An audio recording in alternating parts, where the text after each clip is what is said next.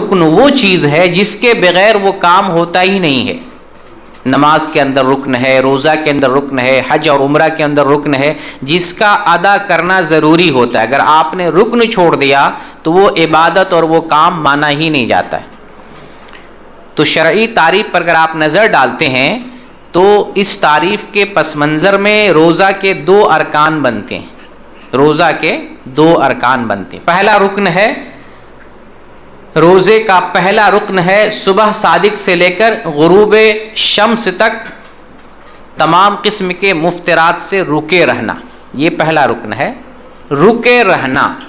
تمام قسم کے مفطرات سے، روزہ توڑنے والی چیزوں سے صبح صادق سے لے کر غروب شمس تک رکے رہنا، یہ پہلا رکن ہے. اس کی دلیل کیا ہے؟ کوئی بھی چیز بنیاد اس کی کیا ہوتی ہے؟ دلیل ہوتی ہے. اس بات کی دلیل کیا ہے؟ اس بات کی دلیل ہے اللہ تعالیٰ نے قرآن میں ارشاد فرمایا، یہ سورہ بقرہ کی 187 نمبر کی آیت، فَالْآنَ بَاشِرُوهُنَّ وَابْتَغُوا مَا كَتَبَ اللَّهُ لَكُمْ. اب تم بیوی سے مباشرت کرو. پہلے کیا تھا؟ جس وقت روزہ کی فرضیت ہوئی تھی تو رات کے وقت بھی بیوی سے ہم بستری کرنا منع تھا. یعنی عشاء کے بعد سو گئے یا لیٹ گئے، بستر پہ چلے گئے تو اب کھانا پینا بھی منع تھا اور بیوی سے ہم بستری بھی کرنا منع تھا. لیکن اللہ تعالیٰ نے بعد میں رخصت دی کہ نہیں، بیوی جو ہے رات میں حلال ہے، دن میں ممنوع ہے، رات میں حلال ہے. تو اسی تعلق سے اللہ تعالیٰ ذکر کرتا ہے فَالْآنَ بَاشِرُوهُنَّ، اب تم بیوی سے مباشرت کر سکتے ہو رات کے وقت میں. یہاں مراد وَابْتَغُوا مَا كَتَبَ اللَّهُ لَكُمْ، اور تم تلاش کرو جو اللہ تعالیٰ نے تمہارے لیے لکھ دیا ہے. کیا لکھا ہے؟ اولاد. جمع کا نتیجہ کیا ہے؟ حصول اولاد. اس سے اہل علم نے ایک نقطہ نکالا ہے کہ بیوی سے صرف اگلی شرمگاہ میں ہی دخول کرنا چاہیے، اس کے علاوہ دوسری جگہ پہ جائز نہیں ہے، کیونکہ ہم بستری کا مقصد ایک یہ کیا ہے؟ اولاد کا حصول. اولاد کا حصول ہے، اولاد کا حصول اسی جگہ سے ہوتا ہے، لہٰذا اسی جگہ سے ہے ہمیں جو ہے ہم بستری کرنا چاہیے. اس کے علاوہ دوسری جگہ سے، پچھلی جگہ سے باقاعدہ نص اس سلسلے میں ہے کہ حرام ہے، یا دوسرے طریقے سے غیر فطری طریقے سے منی کا اخراج کرنا، یہ بھی ہمارے لیے جائز نہیں ہے. آگے اللہ فرماتا ہے وَكُلُوا وَاشْرَبُوا حَتَّى يَتَبَيَّنَ لَكُمُ الْخَيْطُ الْأَبْيَضُ مِنَ الْخَيْطِ الْأَسْوَدِ مِنَ الْفَجْرِ، اور تم کھاتے پیتے رہو، کھاتے رہو، پیتے رہو، یہاں تک کہ فجر کے کالے دھاگا سے سفید دھاگا ممتاز ہو جائے. روزہ رکھنے کا وقت بتایا جا رہا ہے، کب سے کب تک روزہ رکھیں گے. اللہ نے فرمایا کھاتے رہو، کلو وشربو، وکلو وشربو، کھاتے رہو پیتے رہو، یہاں تک کہ فجر کا کالا دھاگا سفید دھاگا سے ممتاز ہو جائے. ثم اتموا الصیام الی اللیل، پھر تم روزہ کو رات تک مکمل کرو. تو کھانے پینے کا حکم دیا اللہ تعالیٰ نے، کب سے کب تک؟ تم کھاتے پیتے رہو یہاں تک کہ کالا دھاگا سفید دھاگا سے ممتاز ہو جائے. اب یہاں پہ اللہ تعالیٰ نے ایک یعنی جو لفظ استعمال کیا ہے کالا دھاگا اور سفید دھاگا، جب قرآن کی یہ آیت نازل ہوئی تو ایک صحابی ہیں عدی بن حاتم رضی اللہ تعالیٰ عنہ، بخاری کی حدیث ہے 4510 نمبر کی اور 4509 نمبر کی حدیث ہے. عدی بن حاتم رضی اللہ تعالیٰ عنہ جب قرآن کی یہ آیت نازل ہوئی تو انہوں نے 2 دھاگا لیا اور 2 دھاگا، ایک کالا اور ایک سفید دھاگا تکیے کے نیچے رکھ لیا اور سمجھا کہ اس کو دیکھتے رہنا ہے، کھاتے رہنا ہے، جب تک دونوں میں امتیاز کر لیں کہ یہ کالا ہے یہ سفید ہے تب تک کھاتے رہنا ہے. لیکن ان کو پتہ ہی نہیں چلا، دھاگا رکھے رہے، دھاگا رکھے، پتہ ہی نہیں چلا.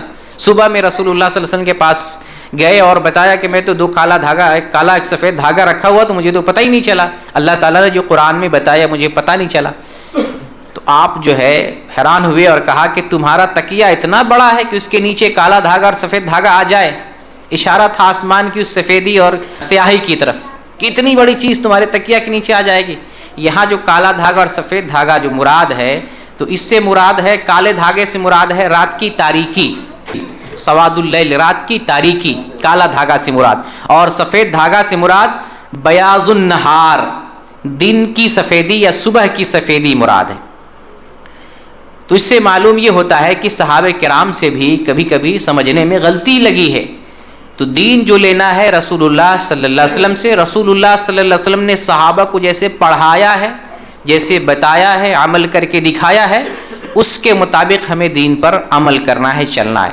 تو اللہ تعالیٰ نے یہاں بتایا، روزہ رکھنے کا وقت بتایا کہ جب کالا دھاگا سفید دھاگا سے ممتاز ہو جائے، یعنی صبح صادق ہو جائے، اس وقت سے لے کر ثم اتم الصیام الی اللیل، پھر روزہ رات تک مکمل کرو، رات تک رہو۔ یہاں رات سے مراد جب سورج غروب ہو جائے، غروب شمس، تو روزہ شروع کرنا ہے صبح صادق سے لے کر غروب شمس تک۔ اللہ تعالیٰ نے یہاں وقت بتا دیا۔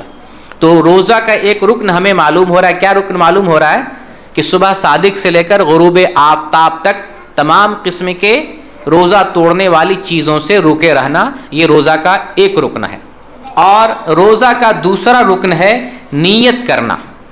نیت کرنا یہ بڑی اہم چیز ہے، اس کو ذرا قاعدے سے سمجھنے کی کوشش کریں۔ نیت اتنی بڑی چیز ہے کہ ہم کام کو عبادتوں سے الگ کرتے ہیں۔ جیسے ابھی آپ بیٹھے ہوئے ہیں، ہو سکتا ہے کوئی صرف یوں ہی آ گیا ہو، تو یہ ایک دنیاوی اعتبار سے آنا ہوا۔ یہیں پہ نیت کر لیں کہ ہم علم حاصل کرنے کے لیے اللہ کی رضا کے لیے جا رہے ہیں، تو یہ عبادت میں شمار ہو جائے گا۔ یہ کوئی عام اور معمولی چیز نہیں ہے۔ کوئی سجدے میں چلا جائے، اس کا پیٹ بڑا تھا، پیٹ چھوٹا کرنے کے لیے، تو یہ عبادت نہیں ہے۔ لیکن جس نے عبادت کی نیت کی ہے، سجدے کے لیے، دعا کے لیے، اب یہ عبادت بن گئی، اس پر آپ کو ثواب ملے گا۔ تو نیت کے ذریعہ دنیا کے کام سے عبادت الگ ہوتی ہے، حتیٰ کہ ایک عبادت دوسری عبادت سے ممتاز ہوتی ہے۔ جیسے آپ روزے کی نیت کریں گے تو روزہ میں بھی فرق کریں گے، رمضان کے روزہ کی نیت کر رہا ہوں، پھر نفل روزہ کی نیت کریں گے، شوال کی نیت کر رہا ہوں، ایام بیض کی نیت کر رہا ہوں، یا عرفہ کی نیت کر رہا ہوں، عاشورہ کی نیت کر رہا ہوں۔ تو روزہ میں بھی نیت کے ذریعہ ایک عبادت دوسری عبادت سے ممتاز ہو رہی ہے۔ تو لہٰذا روزہ میں نیت کرنا بھی ایک رکن ہے، اور یہ نیت کریں گے روزہ کی نیت، رمضان کے روزہ کی نیت۔ اس کی کیا دلیل ہے؟ صحیح بخاری کی پہلی حدیث، انما الاعمال بالنیات وانما لکل امرئ ما نوی۔ ہر عمل کا دار و مدار نیت پر ہے، اور آدمی کے لیے وہی کچھ ہے جس کی نیت کرے۔ جیسی نیت کرے گا ویسے ہی پھل ملے گا۔ جس طرح سے نیت اللہ کی رضا ہو، ثواب ملے گا، اور نیت اللہ کی رضا نہ ہو تو پھر اس میں ثواب بندے کو نہیں ملتا ہے۔ تو روزے کا کتنا رکن معلوم ہوا؟ دو رکن۔ ایک ہے رکنا صبح صادق سے لے کر غروب شمس تک تمام قسم کے کھانے پینے والی چیزوں سے، اور دوسرے نمبر پر روزہ کی نیت کرنا، رمضان کے روزہ کی نیت کرنا، یا جو روزہ ہو اس روزہ کی نیت کرنا۔ یہ دو رکن ہو گیا۔